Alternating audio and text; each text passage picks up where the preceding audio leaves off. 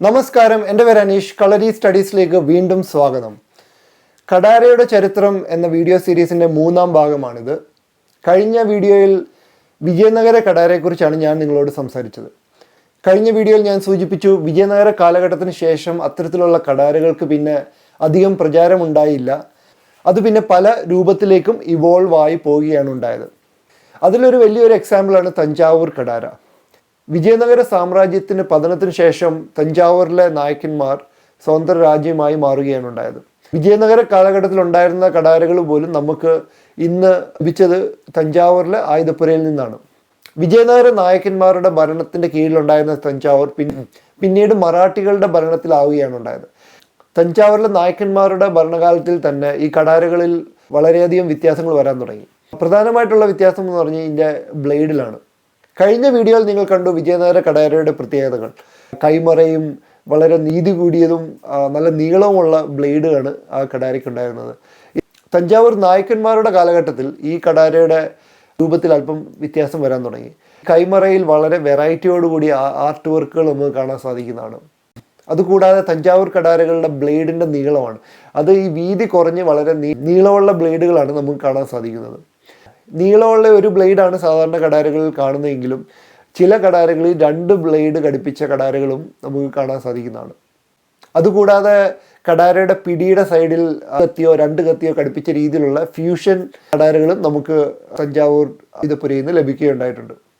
മറ്റൊരു പ്രധാനപ്പെട്ട കാര്യം, ചില തഞ്ചാവൂർ കടാരകളിൽ നമുക്ക് യൂറോപ്യൻ ബ്ലേഡ് കാണാൻ സാധിക്കുന്നതാണ്. ഇങ്ങനെയുള്ള പല യൂറോപ്യൻ ബ്ലേഡുകളിലും അതെവിടെ ഉണ്ടാക്കിയത് അല്ലെങ്കിൽ അത് എവിടെ നിന്നാണ് വന്നതെന്നുള്ളതിൻ്റെ ചില സൂചനകൾ അതിൽ കൊത്തിവെച്ചിട്ടുണ്ടാകും.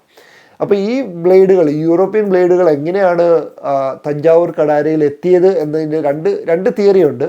അതിലൊരു തിയറി എന്ന് പറഞ്ഞു കഴിഞ്ഞാൽ 16-ാം നൂറ്റാണ്ടിന് ശേഷം യൂറോപ്യന്മാർ ഇവിടെ പല രാജാക്കന്മാർക്കും യൂറോപ്യൻ ബ്ലേഡുകൾ വിൽക്കുകയുണ്ടായിട്ടുണ്ട്. അതിൽ ഏറ്റവും വലിയൊരു ഉദാഹരണം എന്ന് പറഞ്ഞാൽ മറാഠികളുടെ ഫിരങ്കി എന്ന വാളാണ്. ഇപ്പോൾ ഈ ഫിരങ്കി എന്ന വാള് യൂറോപ്യൻ ബ്ലേഡും ഇന്ത്യൻ പിടിയും ഉള്ള വാളിനാണ്. അതിനാണ് ഒരു ഫിരങ്കി എന്ന് പറയുന്നത്. ഫിരങ്കി എന്ന് പറഞ്ഞാൽ നമ്മൾ മലയാളത്തിൽ പറങ്കി എന്നൊക്കെ പറയുന്ന ആ വാക്ക്. അത്തരത്തിലുള്ള വാളായിരുന്നു ശിവാജി മഹാരാജാവിൻ്റെ കയ്യിലൊക്കെ ഉണ്ടായിരുന്നത്. ഇത് മറാഠികളുടെ ഇടയിൽ മാത്രമല്ല, മറ്റ് പല ഇന്ത്യയിലുള്ള പല രാജാക്കന്മാരുടെ ആയുധപ്പുരയിലും ഇങ്ങനെയുള്ള ഫോറിൻ വാളുകൾ നമുക്ക് ലഭ്യമായിരുന്നു.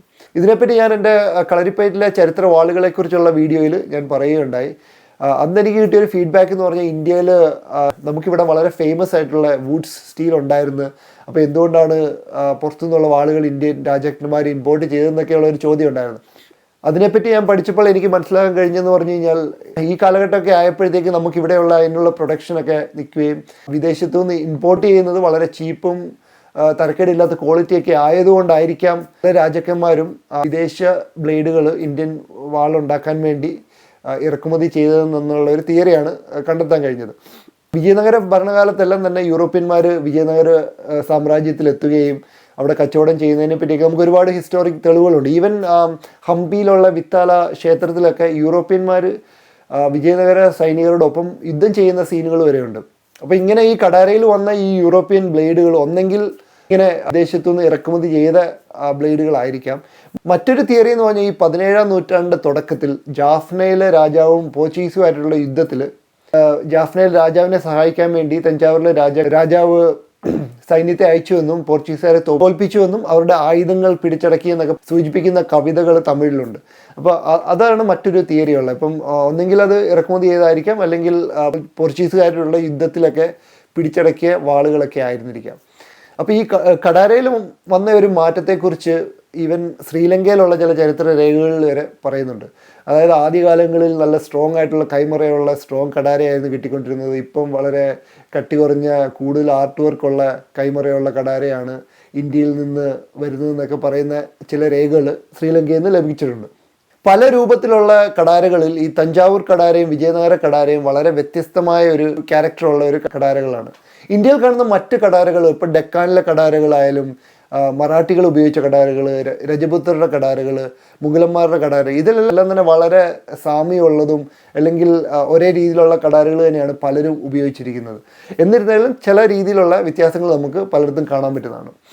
വിജയനഗര കാലഘട്ടത്തിൽ തന്നെ ഉണ്ടായിരുന്ന അവിടെയുള്ള ഡെക്കാൻ സുൽത്താൻമാരുടെ പെയിൻറ്റിങ്ങുകളിലെല്ലാം തന്നെ ഇന്ത്യൻ സ്റ്റൈലിലുള്ള ത്രികോണാകൃതിയിലുള്ള കടാരകളാണ് നമുക്ക് കാണാൻ കഴിയുന്നത്. മറാഠി ഭാഷയിൽ കടാരകളെ കത്യാർ എന്നാണ് പറയുന്നത്. മറാഠികളുടെ കടാരം തഞ്ചാവൂർ കടാരത്തിൻ്റെയും ഈ രാജസ്ഥാനിൽ കാണപ്പെടുന്ന രജപുത്രയുടെ ടൈപ്പ് കടാരയുടെ ഒരു ഇടയ്ക്ക് നിൽക്കുന്ന ഒരു ടൈപ്പ് കടാരയാണ് ഡിസൈനിൽ. ഈ മറാഠികളുടെ കടാരയുടെ പ്രത്യേകത എന്ന് പറഞ്ഞു കഴിഞ്ഞാൽ അതിൻ്റെ പിടിയുടെ അവിടെ അല്പം വീതി ഉണ്ടാവും, പിന്നീട് അത് വീതി കുറഞ്ഞുള്ള തഞ്ചാവൂർ കടാരയുടെ പോലെ നീളമുള്ള ബ്ലേഡാണ് നമുക്ക് കാണാൻ പറ്റുന്നത്. മഹാരാഷ്ട്രയിലുള്ള ചില മ്യൂസിയത്തിലൊക്കെ ഇങ്ങനെ മറാഠി കടാറിൻ്റെ സൈനികർ ഉപയോഗിക്കുന്ന കടാരവും അല്ലെങ്കിൽ കുട്ടികൾ ഉപയോഗിക്കുന്ന കടാരവും സ്ത്രീകൾ ഉപയോഗിക്കുന്ന കടാരവും എന്നൊക്കെ പറഞ്ഞ് തിരിച്ചു വയ്ക്കാറുണ്ട്. പിന്നീട് ഇപ്പം നമ്മൾ രാജസ്ഥാനിലെ കടാര നോക്കിക്കഴിഞ്ഞാൽ, രാജസ്ഥാനിലെയും പഞ്ചാബികളുടെ കടാര നോക്കിക്കഴിഞ്ഞ് കഴിഞ്ഞാൽ ഇത് കൂടുതൽ ഒരു ത്രികോണാകൃതിയിലുള്ള കടാരയാണ്. വളരെ ഷോർട്ടായിട്ടുള്ള ക്ലോസ് റേഞ്ച് ഫൈറ്റിങ്ങിന് പറ്റിയ ഒരു കടാരയാണ് ഇത്. മറ്റേ ആദ്യത്തെ വീഡിയോയിൽ പറഞ്ഞ പോലെ ചെയിൻ മെയിൽ ആർമർ, അതായത് ഒറ്റ തുളച്ച് കയറ്റാൻ പറ്റിയ ടൈപ്പ് ഷേപ്പുള്ള കടാരയാണ്. രജപുത്രരുടെ ഇടയിലെല്ലാം ഉള്ള കടാര വളരെ സിമിലർ ആയിട്ടുള്ള ഷേപ്പാണ്. ആ ത്രികോണാകൃതിയിലുള്ള ചെറിയ കടാരയാണ്. ഇതിന് തന്നെ പല വീതി കൂടിയതും വീതി കുറഞ്ഞതും ഒക്കെ ആയിട്ടുള്ള കടാരകളുണ്ട്. ഇതിൽ 2 പ്രാദേശിക കടാരകളെ നമ്മൾ സാധാരണ ആ സ്ഥലത്തിൻ്റെ പേരിൽ അറിയപ്പെടാറുണ്ട്. ഒന്ന് ബൂന്തി കടാരം എന്നാണ്. ബൂന്തി എന്ന് പറഞ്ഞ രാജസ്ഥാനിലെ ഒരു രജപുത്രരുടെ ഒരു രാജ്യമായിരുന്നു.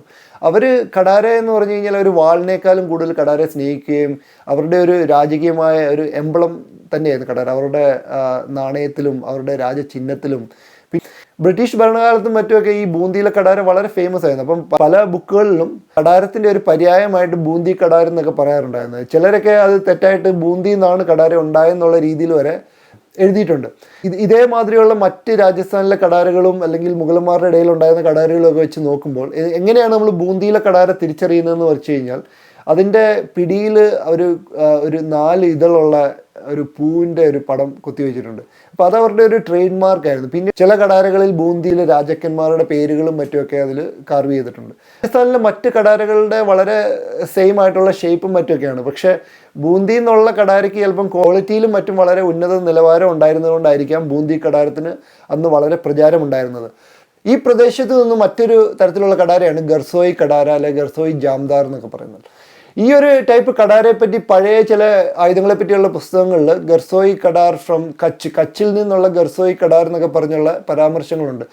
ഈ കടാരയുടെ പ്രത്യേകത എന്ന് പറഞ്ഞാൽ ഇതിൻ്റെ പിടിയിലാണ്. ഇതിൻ്റെ പ്രത്യേക ഒരു ഷേപ്പിലുള്ള ഒരു പിടിയാണ് ഇതിനുള്ളത്. ഇതിന് നമ്മൾ ഇന്ന് സാധാരണ ഗർസോയി കടാര എന്നാണ് പറയുന്നത്.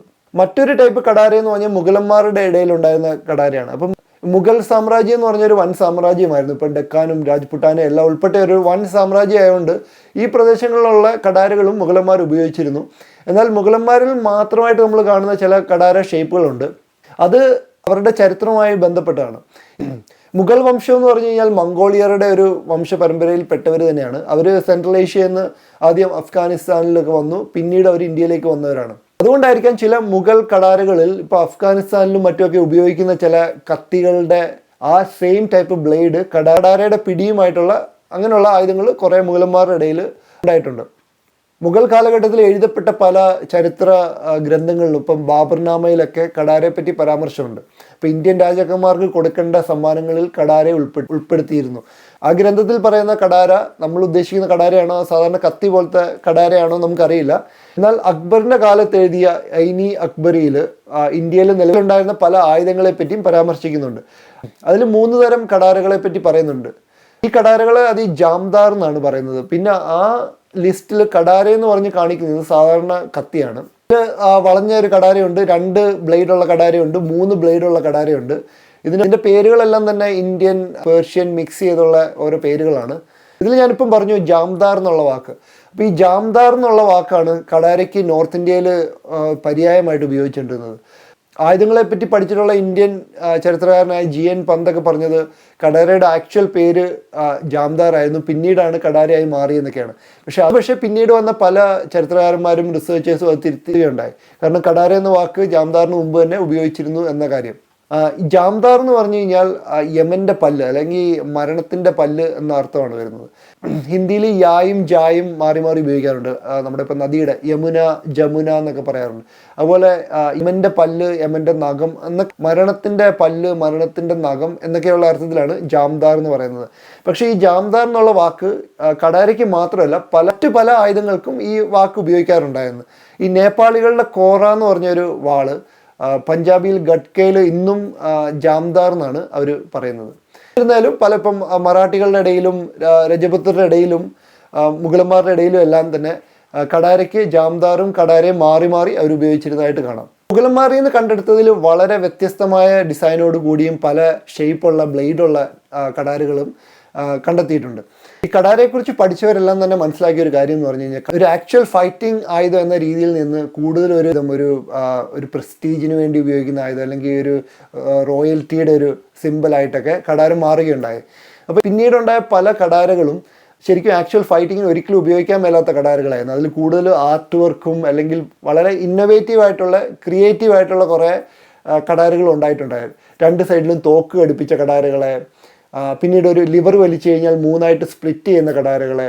ആയുധങ്ങളെപ്പറ്റി പഠിക്കുന്ന എക്സ്പേർട്ടുകൾ പറയുന്നത് ഇതൊന്നും തന്നെ ആക്ച്വൽ യുദ്ധത്തിന് ഉപയോഗിക്കാൻ പറ്റുന്നതല്ല. പലപ്പോഴും ഇതെല്ലാം തന്നെ ഈ കടാര ഉണ്ടാക്കുന്നവർ അവിടുത്തെ ലോക്കൽ രാജാവിനെയോ അല്ലെങ്കിൽ പ്രഭുക്കന്മാരെയോ പ്രീതിപ്പെടുത്തി സമ്മാനങ്ങൾ വാങ്ങാൻ വേണ്ടി വളരെ ക്രിയേറ്റീവായിട്ട് ഇങ്ങനെ ഓരോ പലതരത്തിലുള്ള കടാരകൾ ഉണ്ടാക്കുമായിരുന്നു. പക്ഷേ ഇതിൻ്റെ അത്ര വലിയ ഫംഗ്ഷൻ വെച്ച് നോക്കുമ്പോഴത്തേക്ക് ഇത് അത്ര യുദ്ധത്തിനൊക്കെ ഒരു പോരാട്ടത്തിന് ഉപയോഗിക്കാൻ വേണ്ടി പറ്റിയ ടൈപ്പ് ആയുധങ്ങളല്ല. ഇന്ത്യയിൽ മാത്രമല്ല, യൂറോപ്പിലും ഏഷ്യയുടെ മറ്റു ഭാഗങ്ങളിലെല്ലാം തന്നെ ഇങ്ങനെ വളരെ ക്രിയേറ്റീവായിട്ട് ഭയങ്കര ഇംപ്രസ് ചെയ്യാൻ പറ്റിയ ടൈപ്പിൽ ആയുധങ്ങളെ ഉണ്ടാക്കാറുണ്ടായിരുന്നു. അപ്പം ആ രീതിയിൽ ഇതിനെ കണ്ടാൽ മതി.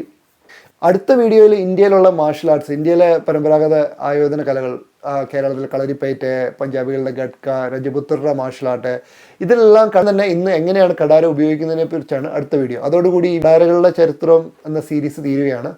അപ്പോൾ ഈ വീഡിയോ കണ്ടിരുന്ന എല്ലാവർക്കും നന്ദി. നിങ്ങൾക്ക് ഇത് ഉപകാരപ്പെട്ടു എന്ന് വിചാരിക്കുന്നു. അടുത്ത വീഡിയോയിൽ കാണും വരെ ഗുഡ് ബൈ.